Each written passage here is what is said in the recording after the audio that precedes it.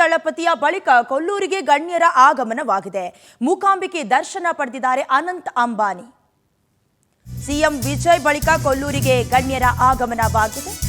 ಮೂಕಾಂಬಿಕೆಯ ದರ್ಶನ ಪಡೆದಿದ್ದಾರೆ ಅನಂತ್ ಅಂಬಾನಿ. ಅಂಬಾನಿ ಕುಟುಂಬದ ಗುರೂಜಿಯ ಜೊತೆ ಆಗಮಿಸಿದ್ದಾರೆ.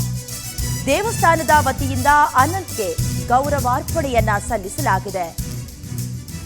ಬಳಿಕ ಉಡುಪಿ ಶ್ರೀಕೃಷ್ಣನ ದರ್ಶನ ಪಡೆದ ಅನಂತ್ ನವಗ್ರಹ ಕಿಂಡಿಯಿಂದ ಶ್ರೀಕೃಷ್ಣನ ದರ್ಶನವನ್ನ ಅನಂತ್ ಪಡ್ಕೊಂಡಿದ್ದಾರೆ. ರಿಲಯನ್ಸ್ ಕಂಪನಿಯ ಮಾಲೀಕ ಅಂಬಾನಿಯವರ ಪುತ್ರ ಅನಂತ್ ಅಂಬಾನಿ ಈಗ ಪುಣ್ಯಕ್ಷೇತ್ರಗಳಿಗೆ ದರ್ಶನ ಪಡ್ಕೊಳ್ಳೋದಕ್ಕೆ ಮುಂದಾಗ್ತಾ ಇರೋದು. ಈ ಹಿಂದೆ ಕೂಡ ಕೇರಳಕ್ಕೆ ಹೋಗಿದ್ರು.